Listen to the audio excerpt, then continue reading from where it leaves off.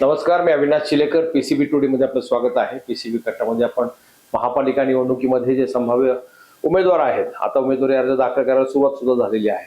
अधिकृत उमेदवारांची यादी कदाचित आज उद्या काही येतील, म्हणजे भाजपची येईल, राष्ट्रवादीची येईल. त्याच्यामध्ये आता माझ्यासोबत आहेत धनंजयजी काळभोर, माजी नगरसेवक. धनंजयजी, आपलं स्वागत आहे. नमस्कार. धनंजयजी हे स्वतः यापूर्वी 2002 ते 2007 या दरम्यान महापालिकेमध्ये नगरसेवक होते. त्यावेळेस त्यांनी स्थायी समिती, विधी समिती आणि बाकीच्या समित्यांवर पण काम केलं आणि यापूर्वीच्या 2-3 निवडणुकांचा त्यांचा अनुभव त्यांच्या गाठीशी आहे. प्राधिकरणामधलं एक उच्च शिक्षित चांगलं व्यक्तिमत्व, ज्यांचा अफाट जनसंपर्क आहे, ज्यांची कार्यशैली सर्वांना माहिती आहे, कुठल्याही वादात पडत नाही, कामाशी काम. स्वतः ते इंजिनियर आहेत, बांधकाम व्यावसायिक आहेत मोठे. पिंपरी चिंचवड शहरातील एक प्रख्यात नाव आहे VS काळभोर, त्यांचे पिताश्री. या शहरातले बांधकाम याच्यातला जर पायाभरणी कोणी केली असेल तर त्यांचं नाव त्याच्यामध्ये घेतलं जातं. अशी एक त्यांची फर्म आहे. म्हणजे राजकारणामध्ये पैसा कमावण्यासाठी म्हणून बिलकुल ही मंडळी त्याच्यात नाही आहेत. त्यांचं अगदी सुरुवातीपासून धोरण आहे की राजकारण करायचं ते समाजसेवेसाठी. खास त्यासाठी ते पुन्हा एकदा निवडणूक रिंगणात उतरत आहेत. कारण का, प्राधिकरण जे पूर्वी अत्यंत उच्चभ्रू प्राधिकरण, अत्यंत वेल प्लॅन प्राधिकरण, ते प्राधिकरण आता समस्यांच्या गर्तेमध्ये अडकत चाललेलं आहे. या समस्या सोडवायच्या असतील तर आपल्यासारख्या व्यक्तींनी महापालिका सभागृहात असणं गरजेचं आहे. असा विचार करून ते पुन्हा आता या निवडणूक रिंगणात उतरत आहेत. राष्ट्रवादी काँग्रेसच्या वतीने कदाचित, आता ते कोणता पक्ष वगैरे काय त्यांनी अजून ठरवलेलं नाहीये. धनंजय, मला सांगा, यावेळेस निवडणूक लढवण्यामागचं नेमकं कारण काय?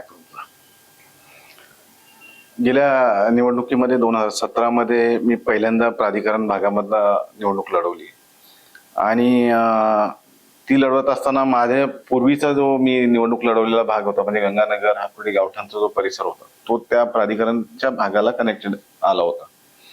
आणि कालांतराने मी राहायला देखील प्राधिकरणामध्ये असल्यामुळे तिकडे त्या मतदारसंघातनं उतरायचं मी मागच्या वेळेस ठरवलं. आणि 2017ला मी भारतीय जनता पार्टीच्या वतीनं मला आदरणीय लक्ष्मणभाऊ जगतापांनी उमेदवारी दिली आणि त्याच्यानंतर मी त्या ठिकाणी इलेक्शन लढवली. आणि इलेक्शन लढवत असताना मला म्हणजे निसटता पराभव तिथे स्वीकारावा लागला. याचा म्हणजे मी जनतेपर्यंत माझे विचार, माझे सगळं कामाचा जो लेखाजोखा होता तो नागरिकांपर्यंत घेऊन गेला होता. मी भारतीय जनता पार्टीचं पाठबळ असल्यामुळे मला अधिक मोठ्या प्रमाणामध्ये तिथे अनुकूल वातावरण असं तयार मिळालं त्या. आणि त्यामुळे तो पॅनल करत असताना पॅनलनी आम्ही लढलो, त्यामध्ये अवघ्या 670 मतांनी माझा पराभव झाला. म्हणजे एक जनमानसातली मान्यता मला नक्कीच मिळाली होती. प्राधिकरणाच्या लोकांनी मला मान्यता दिली होती, स्वीकारलं होतं. त्यामुळे मी म्हणजे त्याच अपेक्षेने पुन्हा आलोय की मी याच्यामध्ये नक्कीच बदल करू शकतो आणि जी काय उणीव त्यामध्ये राहिली होती ती भरून काढण्यासाठी मी नक्कीच प्रयत्न करेन. काय उणीवा, काय काय म्हणजे काय उणीवा तुम्हाला जाणवतात आता परिस्थितीमध्ये? सध्या परिस्थितीमध्ये जे पक्षांतराचं जेवढं हे चालू आहे, शहरभर जे रान पेटलेलं आहे, ते वाटेल त्यांना त्या पक्षामध्ये घेतलं जातंय. आता मागच्या वेळेस जे समोरचे आमचे उमेदवार होते त्यांनी अशी घोषणा केली की मी सांगाल तो पॅनल द्या दादा, मी सगळ्याच्या सगळा पॅनल आणून दाखवतो. बरं. आणि लोकांनी त्यांना त्यांच्या त्या जो अहंकार जो चढला होता त्या अहंकाराला 670 मतांवर आणून ठेवलं. बरं. म्हणजे जे पडू शकत नव्हते असे उमेदवार 670 मतांवर आणून ठेवलं. त्यामुळे लोकांना आता लक्षात आलंय की ह्या पडू शकतो. अच्छा. यांनी जर काम नाही केलं तर. त्यामुळे कदाचित यावेळेस चित्र वेगळं असेल. यावेळेमध्ये प्राधिकरणामध्ये परिवर्तनाची म्हणजे अटळ आहे थोडक्यात. 100% करणार. कसं काय करणार?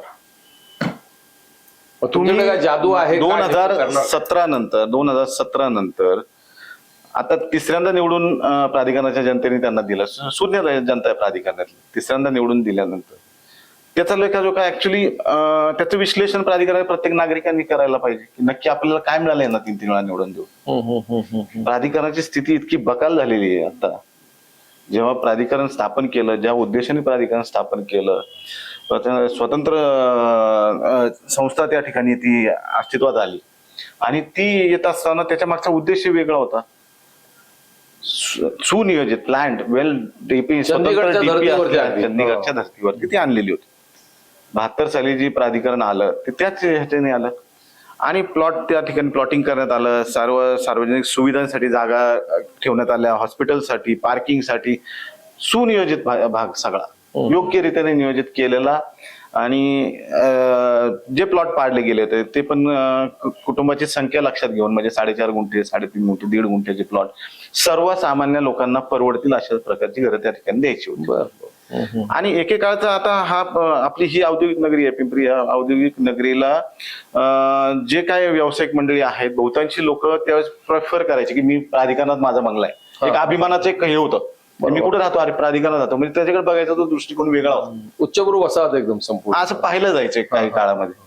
आणि गेल्या त्या 8-10 वर्षामध्ये जर तुम्ही पाहिलं तर त्या प्राधिकरणाची अवस्था इतकी बिकट झालेली आहे. तुम्ही जर पाहिलं म्हणजे अतिशय रसातळाला गेलेली आहे. तुम्ही सुविधांचा अभाव, पाणी, मला एक बकाल प्राधिकरण बकाल कसं झालं, केव्हापासून झालं, त्याचं थोडं जरा असं व्यवस्थित वर्णन करून सांगा. नेमकं म्हणजे तो प्रॉब्लेम काय ते समजेल. मेन कारण झालं जेव्हा प्राधिकरण संपुष्टात आणलं आणि PMRDच्या कडे विलीनीकरण करण्यात आलं, त्यामुळं त्या करत असताना पुणे पिंपरी चिंचवड महानगरपालिका, आपल्याकडे MIDC आणि हे प्राधिकरण, हे तिन्ही स्वायत्त संस्था वेगवेगळ्या पद्धतीने काम करत होते. 3 प्रकारचे डेव्हलपमेंट प्लॅनिंग अथॉरिटी एका शहरामध्ये प्लॅनिंग अथॉरिटी होती. अनेक अडचणी होत्या, प्रत्येकाने आपल्या आपल्या पद्धतीने हे चालू होतं. आता प्राधिकरण मुळात लीज डीड सगळे प्लॉट जे आहेत ते लीज धारक आहेत. 99 वर्षाचे लीज पट्ट्याने देण्यात आलेले प्लॉट होते. पहिली गोष्ट की जेव्हा PMRD अस्तित्वात आलं तर PMRD यांनी जे काही सार्वजनिक भूखंड वगैरे जे होते ते त्यांनी डेव्हलपमेंट करण्यासाठी स्वतंत्र स्वतःकडे ठेवले. आणि जे विकसित झालेले भाग होते ते त्यांनी महापालिकेकडे वर्ग महापालिकेकडे वर्ग केले. तर मग मिळकत कर वगैरे सर्व बाकीच्या गोष्टी तिकडे जायला लागल्या याच्यामध्ये. आणि महापालिकेची स्थापना जी झालेली आहे ती सार्वजनिक सुविधा वगैरे देण्यासाठी झालेली. लीज साठी हे स्वतंत्र संस्था आहेत ना, हे त्यांचं कामच नाही. आज स्वतंत्र कन्व्हर्जनचे फीज घेतात, डेव्हलपमेंटचे ट्रान्सफरचे फीज घेतात. ट्रान्सफर फी घ्यायचा अधिकार कॉर्पोरेशनला थोडी नाहीये. तुम्ही ते जेव्हा ही बरखास्त झाली त्यावेळेस तुम्ही फ्री होल्ड करून टाकायला पाहिजे होते. त्याचे काय रीतसर कन्व्हर्जन चार्जेस घ्यायला पाहिजे होते. अशा प्रकारची गॅजेट ऑलरेडी पश्चिम बंगालमध्ये एका अशाच प्रकारच्या प्राधिकरणाचं जेव्हा विलिनीकरण झालं त्यावेळेस ते प्लॉट स्वतंत्र नावावरती कन्वर्ट करून देण्यात आले. त्याला एक कन्व्हर्जन फी त्यांनी एक रेडी रेकनरच्या प्रमाणामध्ये काही टक्केवारीमध्ये कन्व्हर्जन फी घेतली आणि त्यांचे प्रॉपर्टी कार्ड करून दिले. मग इथे तर तुमच्याकडे आश्वासन वारंवार दिले जातात प्राधिकरण कित्येक वर्षापासून चाललंय, ते होत का नाही. तुम्हाला गॅजेट आहे समोर, तुम्हाला मी गॅजेट दाखवू शकतो तुम्हाला की झालेले. पण इच्छाशक्ती पाहिजे, त्याला राजकीय इच्छाशक्ती पाहिजे, या गोष्टी व्हायला पाहिजेत ना, मनापासून व्हायला पाहिजेत ना, त्याचा अभ्यास व्हायला पाहिजे, त्याचा अभ्यास असायला पण पाहिजे. सगळ्या बऱ्याच गोष्टी त्याच्या. मला वाटतं प्राधिकरणातला हा सर्वात मोठा प्रॉब्लेम असेल. प्राधिकरणात जेवढे प्लॉट आहेत ते सगळे लीजचे असल्यामुळे स्वतःच्या नावावरती अद्यापपर्यंत फ्री होल्ड झाले नाही. प्रॉपर्टी कार्ड देणार होते ती पण नाही दिली, काहीच नाही. पण माझा हा पहिला अजेंडा असेल याचा पाठपुरावा लोकांच्या दृष्टीने अत्यंत जिव्हाळ्याचे. आणखी कोणते विषय असे त्यानंतर तुम्हाला सांगतो सार्वजनिक एक सब डिव्हिजनचा एक विषय आहे जिथं प्लॉटचे सब डिव्हिजन होत नाही. सब डिव्हिजनला परवानगी देत नाही, प्राधिकरण देत नव्हतं. आता ते प्राधिकरण तुम्ही शेजारी आपले प्लॉट आहेत. आता तुमची मला प्राधिकरण समजा मला काय बांधकाम करायचं असतं ते काय म्हणतात सब डिव्हिजन करायचं असतं म्हणजे तुमची परवानगी घेऊन शेजारच्याची.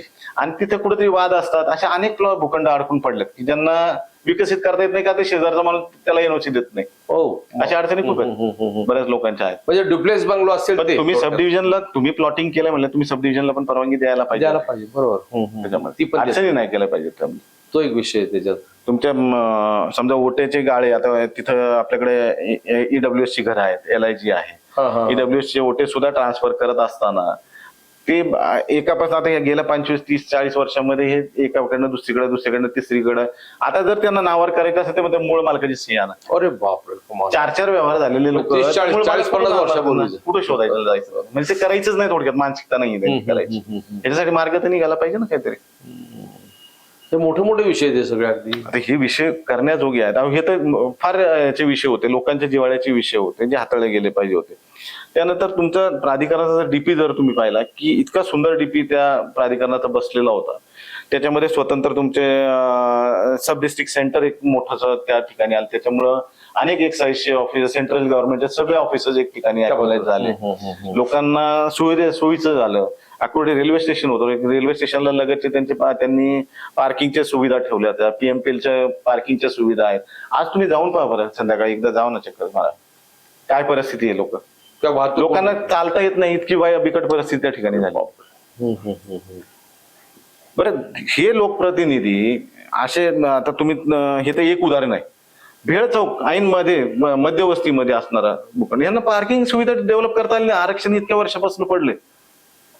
तुम्ही 3 टर्म काढता येतं नगरसेवक म्हणून, तुम्हाला पार्किंगची सुविधा करता आली नाही लोकांसाठी. कुठे पण नाही, असं कुठंच नाही. एकही पार्किंग विकसित करता आलं नाही त्याच्यामध्ये. आणि सर्वाधिक गाड्या तुमच्या प्राधिकरणात आहेत. आणि मला सांगा, पार्किंगची सुविधा असताना त्याचे टेंडर काढून ह्याचे भाडे यांचे जबागलबच्चे घेतात सगळे.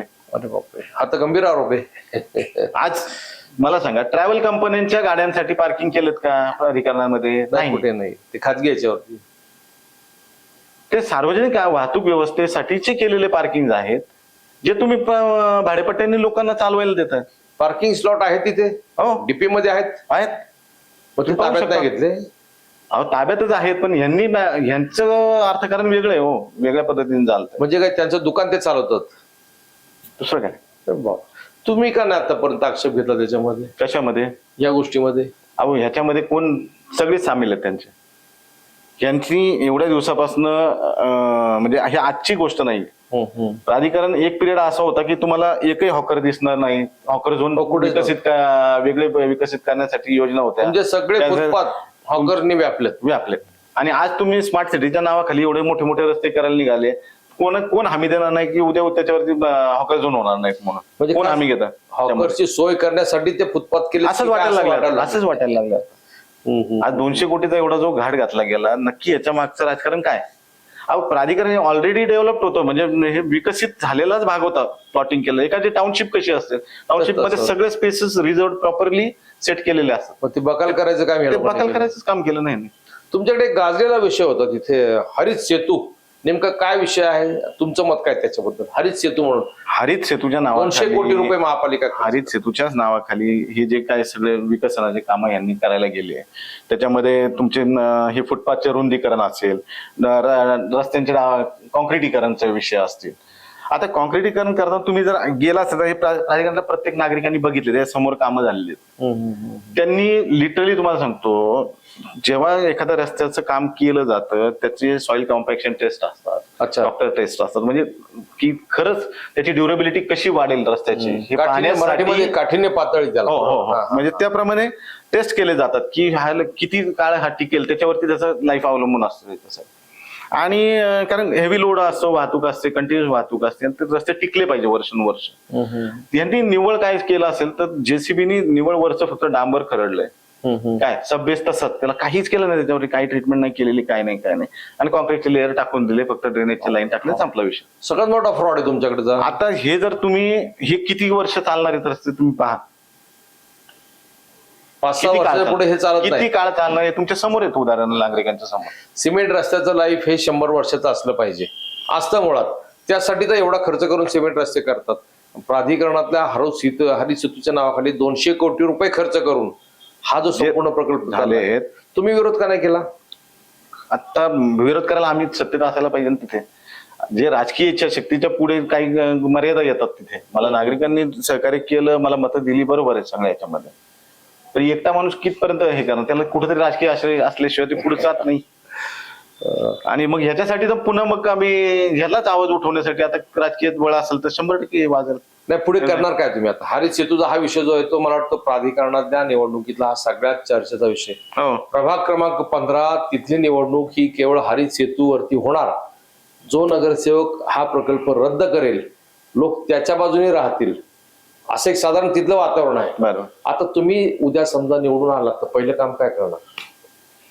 पहिलं काम हेच राहील माझं की हे जे काय कामं चाललेली आहेत याच्यामध्ये एक तर डेव्हलपमेंट झाली पाहिजे, सुधारणा अप टू मार्क झाली पाहिजे. जिथं गरजेचं आहे तिथं नक्की करा, पण जिथं गरज नाही तिथं करू नका. उपयोग नाही. बरोबर. करू नका. नागरिकांनी रस्त्यावर उतरसपर्यंत, जनाक्रोश करसपर्यंत तुम्ही रेटू पाहता. म्हणजे तुम्ही काय करताय, अधिकाराचा चुकीचा वापर करायला लागले तुम्ही. बळाचा वापर करायला लागले. प्रशासनाने तुम्ही दखल कुठे घेतली? नाही घेतली, तेच सांगतो ना, बळाचा वापर करून ते रेटलं जाते काम तिथं. आज त्याच्या नावाखाली तुम्ही माणसाने आज एक झाड तोडलं तरी तुम्ही त्याच्या 25,000 दंड, त्याला कैद वगैरे सगळं त्याच्यामध्ये लिहून ठेवता, बरोबर. आज तुम्ही हरित सेतूच्या त्या दोन्ही प्रकल्पांच्या नावाखाली दाना झाडं सगळी तोडून टाकली जे रस्त्याला बाधित होते तुम्हाला. बापरे, काय त्याची परवानगी होती तुम्हाला? कोणी दिलं? त्याचं रिप्लेसमेंट तुम्ही केलं? त्याचं पुनर्जीवन कुठेतरी केलं? काय केलं तुम्ही? काहीच नाही. काढलं, बाजूला टाकून दिलं, बिलं केली, पुढे निघाले. आणि वर्ष लागलेली झाडं, मोठी झाडं त्याच्यावरती हे केली. प्राधिकरणात सगळ्या शहरातल्या सगळ्या उच्चभ्रू उच्च शिक्षित लोक तिथे राहतात. फक्त एकदा त्यांनी रस्त्यावर होते म्हणा निदर्शन का म्हणजे मागच्या 10 वर्षात हे सगळं रास पाहून तर सगळे बाहेर पडलेत. बहुतांशी मंडळी आता लोढा वगैरे अशाच ठिकाणी जायला लागलेत, कारण हे दिसते त्यांना समोर आहे. एकेकाळचा उच्चभ्रू जी सोसायटी होती ती पाहत होतो आपण, तर तसं राहिलं नाही. काय बाहेर पडली लोक तिथे. राहिलं काय तिथे आता? अहो हे आपलं युनिफाईड जसं लागू झालं, प्राधिकरणाला मुळातच युनिफाईड साठी ऍप्लिकेबल नाहीये, ते नसावं. कारण प्राधिकरणाचे प्लॉट जे आहेत ते 4-4.5 गुंठ्याचे प्लॉट एक साधारण 4-5 लोकांच्या कुटुंबाच्या हिशोबाने बनवलेलं प्लॉट आहे विकसित, किंवा 5 लोकांचं एखादं कुटुंब राहील, 2 गाड्या पार्किंगला असतील वगैरे असं त्याच्यामध्ये विकसित झालेला भाग आहे. आता तुमच्या युनिफाईडच्या मुळे काय झालं की FSI गेला तुमचा 3.5-4 पटाचा. TDR लोडिंग तुम्ही दिलं त्या याच्यामध्ये, TDR लोडिंग दिलं, मग 4.5 गुंठ्याच्या प्लॉट वरती तुम्ही 16,000 स्क्वेअर फूटची बिल्डिंग बांधायला लागले. 16,000 स्क्वेअर 4 पट, 4 FSI दिला. 4-4.5 गेलाच ना FSI तुमचा TDR वगैरे धरून. बापरे, आता जिथं 5 लोक राहिले तिथं 50 लोक राहायला आली हो. 20-20 फ्लॅट आले ते एकामध्ये, 20-20 सगळं नियोजन बिघडलं. याचा लोड अल्टिमेटली कुठे येतो? इन्फ्रास्ट्रक्चरवर येतो. जे सुविधा रस्त्याच्या, पार्किंगच्या, फुटपाथच्या, ज्या काही सुविधा पूर्वी प्लॅनिंग मध्ये होत्या त्यावेळेस प्राधिकरणाने हे तर गृहीत धरलं नव्हतं ना की ही लोकसंख्या अचानकच एवढे 5 पट वाढेल. नाही, एक FSI होईल तेवढं, एक FSI होईल तेवढं कंट्रोल्ड डेव्हलपमेंट म्हणतो आपण त्याला, तेच पद्धतीने व्हायला पाहिजे. आज हे कुठं गेलं? आज हे बकालपणा ह्याच्यामुळे वाढलाय. कोणी वाढवला? अहो ह्या गाड्यांना पार्किंग नाही, आतमध्ये रस्त्यावर गाड्या पार्क होत आहेत. आता त्यात हे पार्किंगच्या जर सुविधा यांनी अशा पद्धतीने डेव्हलपमेंट केल्या, लोकांनी गाड्या लावायच्या कुठे? पण हे केलं कोणी? याला दोषी कोण? जबाबदार कोण? कोण? प्रशासनच जबाबदार आहे याला. सत्तेधारी करतायत, जे कोण लोकप्रतिनिधी काम करतात ते काय करतात? त्यांनी काय केलं? तुम्ही जाब याच्यासाठी काय प्रश्न त्यांनी थांबवलं नाही? तुम्ही जाब काय? आता तुम्ही मला सांगा की ज्या हरित सेतूसाठी आणि याच्यासाठी आंदोलन करतायत, तुम्ही तुमच्या लक्षात आलं असेल की काही लोक जे लोकप्रतिनिधी आहेत ते तिकडे आंदोलनाला आलेत. अच्छा, त्यांनी जो विषय मंजूर केला तेच हे सभागृहामध्ये होते, विरोधी पक्ष नेते होते, हे मंजुरीला होते, सभागृहामध्ये बसले होते ना. हे आयुक्तांनी स्वतःच्या मनाने नाही केलं, त्याची मंजुरी घेतली जाते सभागृहाकडनं, नंतर एखादं कामकाज घेतलं जातं. मी महापालिकेमध्ये 5 वर्ष काम केलेलं, मला या सगळ्या सुविधा कसं वर्क करतं कॉर्पोरेशन मला माहिती आहे. मला सांगायची गरज नाही कशा पद्धतीने विषय मंजूर होतात. स्वतंत्र आयुक्त हे स्वतःच्या अधिकारात कधीच कुठला विषय करत नसतो, सभागृहाची मंजुरी घेतो तिथली, आणि त्याच्यानंतर ते होतं ना. हे आलेलं तुमच्या अजेंडावर नव्हतं का हरित सेतू त्यावेळेस? तुमच्या लोकप्रतिनिधीने या विषयावरती का नाही छेडलं त्यावेळेस? का नाही छेडलं? आणि आज तुम्ही आंदोलनात पुढे उभं राहता, तुम्हाला काही तर वाटलं पाहिजे ना ते पण. तर मोठा गंभीर सगळा गंभीर विषय हा. नाही, आणखीन कोणते विषय कशात? आता हे जाब लोक विचारणार आहेत त्यांना. हा, मला 100% लोक विचारणार आहेत तुम्हाला की तुम्ही आज आलात आमच्या समोर मतं मागायला. दर 5 वर्ष, आता 8 वर्ष 9 वर्षांनी तुम्ही मतं मागायला आला. तुम्ही केलं काय ते तर सांगा, दाखवायला काय तुमच्याकडे? तुम्ही हे मुद्दे प्रचारात सर्व मांडणार? 100% माझ्याकडे असे एक नाही अनेक मुद्दे आहेत, त्याच्यामध्ये मी ठोकणार आहे. काय मुद्दे आहेत? काय ठोकणार? अनेक मुद्दे आहेत. एक नाही, मी तर उदाहरण तुम्हाला हे सांगितलंय त्याच्यामध्ये. अहो मला सांगा, सार्वजनिक सुविधा प्राधिकरणामध्ये विकसित झालेल्यापैकी तुम्हाला सांगतो, महापौर ग्राउंड असेल, बरोबर, महापौर निवास होणार होतं त्या ठिकाणी महापौर ग्राउंड आहे, स्विमिंग पूलची सुविधा आहे, बॅडमिंटन कोर्ट्स आहेत. काय नाही असं नाहीये प्राधिकरणामध्ये, पण ते लोकांसाठी नाहीये हो. मग कोण वापरते मला सांगा ना?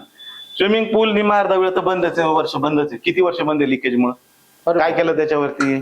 कोट्यवधी रुपये खर्च केले त्याच्यावर, झालं का चालू? का मिळत नाही सुविधा? खर्च केला की त्याच्यावरती प्रचंड खर्च केला, प्रचंड खर्च करतायत, अजूनही करतायत.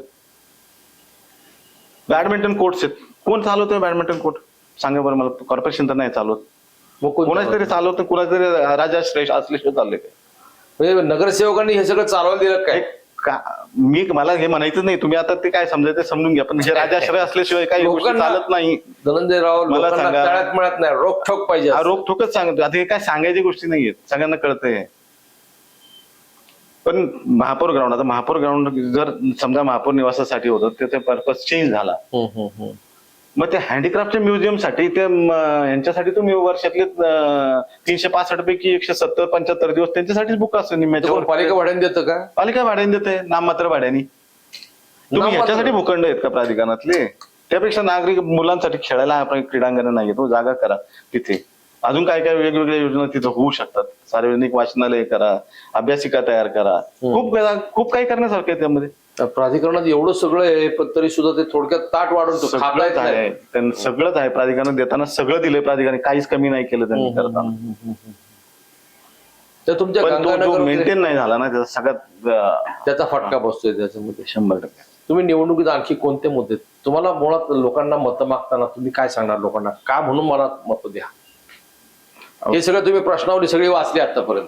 प्रश्नावली वाचली म्हणजे आता तुम्ही हे बघा, एखाद्या विकासाचा एक दृष्टिकोन असतो ना, तुम्ही का ज्यावेळेस एखादा विषय समोर मांडायचा किंवा नागरिकांचा विचार करून ते सुविधा करायची असते एखादी, तर मी तुम्हाला एक दोनच उदाहरण देतो, जे सगळ्यांनाच माहिती आहेत लोकांना, त्यांच्या डोळ्यासमोर आहे. गदी माडगुळकर सभागृह, मला सांग. हो, मोठं नाट्यगृह आहे. मोठं नाट्यगृह 11 वर्ष काम चाललं. 2011चं भूमिपूजन आहे काय, त्याच्याच अजेंडावरती आम्ही नाट्यगृह केलं. नाट्यगृह करत आम्ही काय केलं तर विकासामधला हा भाग नाट्यगृह. मला सांगा 11 वर्ष ते एक नाट्यगृह व्हायला लागलं. त्याच्यानंतर निवळ फुले सभागृह पण झालं, चालू झालं, ते सगळं झालं. त्याच्यानंतर ते 5-6 वर्षांनी हे चालू झालं पण त्याचं नियोजन इतकं ढसाळ होतं, माझं एकदम चुकीचं नियोजन झालं त्याच्यामध्ये, की एकही प्रायोगिक नाटक, व्यावसायिक नाटक त्या ठिकाणी आलेलं मला सांगा तुम्ही. याचं उद्घाटन झाल्यापासून नाही काय येत नाही हो हे लोक. त्या कलाकारांनी देखील त्याच्यावरती आरोप केले की हे चुकीचं नियोजन झाले म्हणून. मग ते नगरसेवक काय करतो? हेच तर प्रश्न विचारायचा आता लोकांनी त्यांना. मी काय विचारायचं एकट्याने? नागरिकांनी विचारावं त्यांना, का रे बाबा करताना तुम्ही काय लक्ष दिलं नाही, का अति लक्ष दिलं याच्यामध्ये तुम्ही? त्याच्यामुळे असं झालं का? 96 कोटी खर्च केला त्याच्यावरती. मग 36 कोटीचं बजेट होतं, 96 गेलंच कशासाठी? काय गेलं? काय होतं याच्यामध्ये? काय नाट्यगृह तर इतर पण आहेत ना शहरामध्ये, आणि शिवाय वेळ पण लागला 11 वर्ष. याचं उत्तर मिळालं पाहिजे. 36 कोटीचं नाट्यगृह 96 कोटीवर गेलं कसं? कोणी काय अर्थकारण याचं कळू द्या ना लोकांना. आणखी काय उदाहरण आहेत असे तुमच्याकडे? आहे, तुम्ही गणेश तलावचं उदाहरण घ्या. गणेश तलाव वरती 8.5 कोटीचं टेंडर सुरुवातीला काढलं बंडसाहेब असताना. मी होतो त्याच्यामध्ये. ते विकसित करण्यासाठी, गार्डन उद्यान म्हणून विकसित करण्यासाठी ते प्राधिकरणाकडनं कॉर्पोरेशनकडे वर्ग करण्यात आलं. त्यानंतर त्याच्यावरती गार्डन करावं म्हणून हे ठेवलं. हे मुळात संकल्पना होती RS कुमार साहेबांची. ऍक्च्युली RS कुमार साहेबांचं खूप मोठं योगदान आहे प्राधिकरणाच्या त्या डेव्हलपमेंट मध्ये, सगळ्या ह्याच्यामध्ये. त्यांच्या त्या काळापर्यंत त्यांनी खूप झटले, ते म्हणजे झगडले प्राधिकरणातल्या सगळ्या सुविधा लोकांना देण्यासाठी. उगाच नाही लोकांनी 7 टर्म निवडून दिलेलं माणूस होतं. अख्खे सगळे विरोध करत होते तरी पण 7 टर्म लोकांनी निवडून, लोकांनी डोक्यावर बसवलं. प्राधिकरण विकसित करणारे, माझा विकास असणाऱ्या दृष्टिकोन असणाऱ्या लोकांना प्राधिकरणाने डोक्यावर घेतलं. पण नंतरच्या काळामध्ये काय झालं मागच्या 8-9 वर्षामध्ये काय माहित नाही. पण ते जी ओटी लागलेली आहे सगळी, त्या आता जर तुम्ही गणेश तलावाची अवस्था जाऊन बघा ना, आज 8.5 कोटी 16 कोटी खर्च केले. मेंटेनन्सला त्यांचीच लोक, त्यांच्याच संलग्न सगळे संस्था काम करायला, आणि आज दुर्दशा करून टाकली तुम्ही. म्हणजे हे काय तुमचे दुकान मांडलीत का सगळी? ही दुकानदारी नाही तर काय तुम्ही दुसरं काय? गदी नाट्यगृह काय हे तुम्ही तलावाचं एक सांग. मी तर सगळं सांगतो, मला एकामागे एक सांगता, एक नाही हजार. मी म्हटलं तुम्हाला असे अनेक मुद्दे आहेत माझ्याकडे. तुम्ही मुद्दे माझ्या समोर बसा चर्चेला, मग मी तुम्हाला सांगतो काय. मी पण टेक्निकल माणूस, मी असं उगत बोलणार नाही. हे मुद्दे कागदासहित बोलणार. हे सगळे मुद्दे तुम्ही या निवडणुकीमध्ये लोकांसमोर 100% मांडणार. 100%. त्याच्यावर पुढे काय ऍक्शन घेणार? ते लोकांनी निर्णय घ्यायचा. आता लोक काय निर्णय घेणार? अधिकार तुम्हाला राहणार ना. लोकांनी निर्णय घ्यायचा. मला सभागृहात पाठवलं तर मी नक्की त्याच्यावरती काम करणार. अच्छा, एवढं नक्की. बस ते मला नेमकं पाहिजे. पुढे या गोष्टी आहेत. माझा दृष्टिकोन तोच आहे. माझं मी व्यावसायिक दृष्ट्या स्थिरतावर आहे. मी इंजिनिअरिंग बॅकग्राऊंडचा माणूस, मला त्यातलं सगळं नॉलेज आहे. असं नाही की मला काय नव्याने शिकायचं. मला महापालिका पण 5 वर्ष केलेली, मला महापालिका कशी चालते चांगलं माहिती. त्यामुळे मला काही वेगळं शिकवायची काही गरज नाही त्याच्यामध्ये. आता तुम्ही मला तुम्ही त्यावेळेस होतात जेव्हा मी महापालिकेमध्ये होतो, तुम्ही माझी कामाची पद्धत जवळून पाहिलेली. बिन्नीचे शिलेदार म्हटलं तुम्हाला आम्ही त्यावेळेस. त्यामुळे राजकारण हे कशासाठी आहे नेमकं? पैसे कमावण्यासाठी? कारण आजकाल लोक 2-4 कोटी खर्च करतात राजकारण. काय मला तो एक मोठा गंभीर प्रश्न आहे. म्हणजे शहरामध्ये पाहिलं मी, राजकारणामध्ये उतरायचं कशासाठी उतरायचं? मला नगरसेवक व्हायचं. वाटेल तो खर्च करतायत लोक, काय समजत नाही मला. व्यावसायिक स्वरूप आणलंय राजकारणाला त्यांनी, जे आहे ते चुकीच्या पद्धतीने, अतिशय चुकीच्या पद्धतीला चाललंय सगळं. तुम्ही लोक मग ते पाहिल्यानंतर असं वाटतं, लोक म्हणतात कशाला ते राजकारण खूप गलीचे, आपण साईडला बसून कशाला करत पडायचं ते. पण असं म्हणून आपण असं जर म्हणलं नाही ते सुधारणार कसं मला सांगा बरं. नाही, शुद्ध मंडळीने त्यात आलं पाहिजे. कडेला बसायचं आणि मग म्हणायचं नाही घाणेरडा कार्यक्रम आहे, नाही फार गलीचे असं राजकारण असं नाही करायचं, केलं पाहिजे. चांगली लोक जर त्यात नाही आलं तर त्या सुधारणा होणार कशी. गटारात उतरून गटार साफ करायचं, त्याच्यावरती कळणारच नाही ते कसं. नाही. तुमच्याकडे साधारण राजकीय परिस्थिती काय देते आता? मला थोडं शहराच्या राजकारणाबद्दल सांगा ना. शहराचं राजकारण तुम्हाला कसं वाटतं? गेला तर तुमचे वडील काय, तुम्ही काय या सभागृहामध्ये मी तुम्हाला सांगतो, आता मी माझी पार्श्वभूमी, कौटुंबिक पार्श्वभूमी अशी आहे की आम्ही व्यावसायिक, वडिलांनी व्यवसाय सुरू केला बांधकाम कन्स्ट्रक्शनच्या ह्याच्यामध्ये आहोत, त्यामुळं तो सेट व्यवसाय आहे आम्हाला. आणि वडील 78ला नगरसेवक होतो, मी 2002ला नगरसेवक झालोय. पुन्हा मी नंतर 2 निवडणुका लढलेलो आहे, अतिशय म्हणजे निसटता पराभव त्यामध्ये मला पत्करावा लागला. म्हणजे मला जनमत आहे, जनतेचा कौल आहे. जर फार फरकाने असेल तर मी परत जाणार नाही, जनतेसमोर गेलो नसतं जर मला नाकारला असतं तर.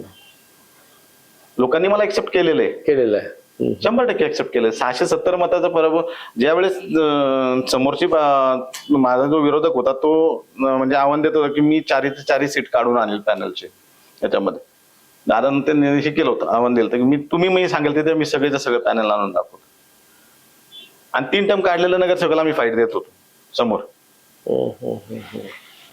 एवढं याच्यामध्ये म्हणजे मी जर 670 म्हणजे मला प्राधिकरणाच्या जनतेने नक्की स्वीकारले, बरोबर. म्हणून तुम्ही पुन्हा एकदा कौल मागताय. मी पुन्हा कौल मागतो त्याच्यासाठीच की मला तुम्ही संधी दिली तर मी नक्की काम करणार. यावेळेस मला 100%, कारण मागची 9 वर्ष अक्षरशः लोकांनी, मी तुम्हाला सांगतो, आमच्या भागाला गंगानगर भाग जोडला जातो, आकुर्डी गावठाण भाग जोडला जातो. 16,000 मतदान आहे, 16,300 मतदान. टोटल वार्ड किती आहे? 47,000. 16,000 मतदान, 16,300 मतदान जवळपास गंगानगर पासून खाली. असे मागच्या 9 वर्ष ते फिरकलेच नाही खाली. अरे काय करताय? लोकांना विचारा तुम्ही जाऊन, मी नाही म्हणतो म्हणून नाही, तुम्ही स्वतः खात्री करा, खाली जावा आणि विचारा कधी नगरसेवक पाहिले 9 वर्षामध्ये कमाल आहे. खाली त्या लेडीज आमच्या भाजपच्या ज्या होत्या, त्या महिला ज्या निवडून आल्या आमच्या पॅनलमध्ये, त्यांनी तरी काहीतरी केलं, जात होते लोकांपर्यंत. यांना तर पाहिलंच नाही लोकांनी. आज त्यांना पाऊल ठेवून देणार नाही खाली. लोकांना जाब विचारायला लोक तयार आहेत, त्यांनी यावं खाली तिथे. अरे बापरे, होय का? त्यांना जाब विचारल्याशिवाय राहणार नाहीत लोक. नाही, पण त्यांनी धार्मिक कार्य भरपूर केलं ना तिथे. काय धार्मिक करणं केलं का? मंदिर उभी केली, काय धार्मिक प्रोग्राम घेतले? तुम्ही दहीहंडी करून, दिवाळीची पहाट करून, दीप उत्सव करून, लोकांना प्रलोभन दाखवून तुम्ही मतं मिळवत असाल ते चुकीचं आहे. लोकांना तुमच्याकडनं डेव्हलपमेंट पाहिजे, विकास पाहिजे तुमच्याकडनं. तुमच्याकडे बघायचा दृष्टिकोन वेगळा आहे. एक नगर सदस्य, नगरसेवक म्हणून तुमच्याकडे बघायचा तुमचा दृष्टिकोन काय आहे? तुम्ही मांडा तुमचा अजेंडा पुढे, चला काय तुम्ही करणार. तुम्हाला दिले मागचे 3 टर्म दिले लोकांनी, आता काय दिले पाहिजे हे सांगा ना लोकांना. तेच राहिलेलं काम करण्यासाठी पाहिजे तुम्हाला. त्यांना पण बोलवणार आहे मी या विषयावरती. नक्की बोलवा. 3 टर्म त्यांनी काढली, बोलवा काय बसवा समोरासमोर. मी तर म्हणतो काही प्रॉब्लेम नाही माझा, तर माझी तयारी आहे. मी लोकप्रतिनिधी म्हणून मी जनतेच्याकडनं बोलतो ना. आणि तुम्ही 4 लोक प्राधिकरणातली कुठली पण उचलावं, ते पण सांगतील धडाधड काय केलं तर काय नाही यांच्यामध्ये. उत्तर देऊन नाही, त्यांच्याकडे उत्तर नाही द्यायला, या गोष्टींना उत्तर नाही देऊ शकणार मी तुम्हाला सांगतो. धनंजयजी, ओव्हरऑल संपूर्ण जर पाहिलं तर प्राधिकरण तुम्ही तसं कोळून प्यालेलं आहे. तुम्हाला गल्लीबोळ तिथला पाठे, कार्यकर्ते, तिथले नागरिक यांचा म्हणजे सगळ्यांचा अगदी सखोल अभ्यास आहे. तिथल्या समस्या माहिती आहेत. यापूर्वी तुम्ही तिथलं नेतृत्व केलं, हे फार महत्त्वाचं सांगितलं तुम्ही. गंगानगर वगैरे हा जो पट्टा आहे संपूर्ण, गंगानगर, पांडवनगर, सिंधुनगर वगैरे हे संपूर्ण जे मिडल क्लास म्हणजे थोडे मध्यमवर्गीय राहतात, ह्या लोकांच्या गरजा आहेत त्या भागवल्या जात नाही. पाण्याचा प्रश्न आहे तिथे. पाण्याचा प्रश्न तुमच्याकडे लोक म्हणतात पाणी प्राधिकरणामध्ये अगदी मुबलक आहेत, इतरांपेक्षा दुप्पट तिप्पट लोक 24/7चं नियोजन केलं होतं प्राधिकरणात पाण्याचं.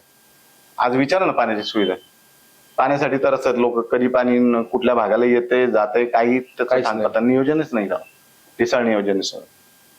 विद्युत विभागाचं पण तेच नाही, हे बोंबलून ओरडून गेलेत लोक अक्षरशः. लोक बेजार झालेत सगळ्या गोष्टींना. मला ओव्हरऑल आज तुम्ही लोकप्रतिनिधी म्हणून करता काय? तुम्ही याच्यासाठी तर तुम्हाला निवडून दिलं, तुम्ही करा ना. का नाही केलं तुम्ही?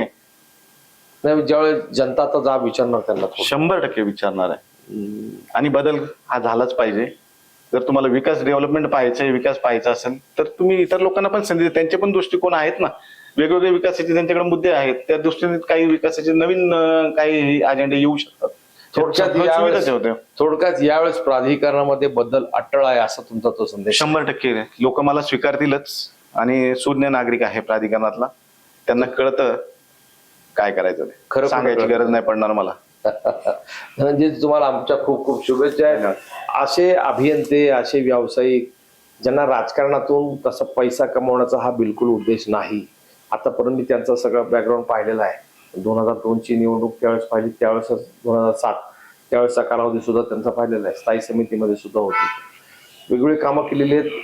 त्यांना सखोल ज्ञान आहे. नुसतं बांधकाम व्यावसायिक नाही, शहराच्या राजकारण, समाजकारण, अर्थकारण या तिन्हीच्या बाबतीमध्ये त्यांना सखोल माहिती आहे. पिंपरी चिंचवड शहरातलं सर्वात मोठं महाविद्यालय जे आहे, त्या महाविद्यालयाचं जे संपूर्ण मॅनेजमेंट बॉडी आहे त्याच्याशी सुद्धा ते निगडीत आहे. त्यांच्या संस्था, संघटना अनेक आहेत, त्याची यादी मी काही इथे वाचत बसत नाही. परंतु असं एक चांगला अनुभव असलेलं उच्च शिक्षित व्यक्तिमत्व ते महापालिकेच्या सभागृहात असलं पाहिजे. आणि त्यांनी सांगितलंय, मी राजकारणात किंवा ही निवडणूक लढवण्यामागचा नेमका हेतू काय आहे. मला प्राधिकरणातल्या समस्या ज्या निर्माण झालेल्या आहेत, आता मानवनिर्मित फार मोठ्या समस्या आहेत, त्या समस्या दूर करायच्या, त्यासाठी फक्त मला निवडणूक रिंगणात उतरायचं आहे. आज समोर जे राजकारणाचा आता धंदा करून बसले, राजकारणाचा बाजार करून मंडळी, काही मंडळी आहेत, कोणाचं आपण इथे नाव घेत नाही, ज्यांनी सत्तेचा गैरवापर केलेला आहे. ते एक फार सुंदर उदाहरण त्यांनी दिलं. 36 कोटीचं नाट्यगृह 96 कोटी, 11 वर्ष बांधकाम चाललं होतं. गदिमा नाट्यगृह हा तसा भ्रष्टाचाराचा एक उत्तम नमुना झालेला आहे. पण या विषयावरती अद्यापर्यंत कुठेही चर्चा झालेली नाही. तुम्ही जो जा विचारताय सेतू प्रकल्प, हरित सेतू प्रकल्प, हरित सेतू प्रकल्पाविषयी प्राधिकरणातले नागरिक प्रचंड नाराज आहेत. की जे प्रशस्त रस्ते तिथे अर्बनशीट फुटपाथ करून त्या रस्त्यांची गाळा घोटण्याचं काम सुरू आहे. तिथे वाहतूक कोंडीची समस्या वाढत चाललेली आहे. लोकांना जे पाहिजे ते देण्याच्या ऐवजी ज्याच्यातून टक्केवारी मिळते अशा प्रकारचे प्रोजेक्ट तिथे राबवायचे. त्याचा उत्तम एक नमुना म्हणजे प्राधिकरणाचा हरित सेतू आहे. धनंजयजी, तुम्ही निवडून आल्यावरती या सगळ्या मुद्द्यांवरती आम्ही तुमच्याकडे उत्तर मागणार आहोत. नक्कीच. तुम्हाला खूप खूप शुभेच्छा. धन्यवाद. धन्यवाद.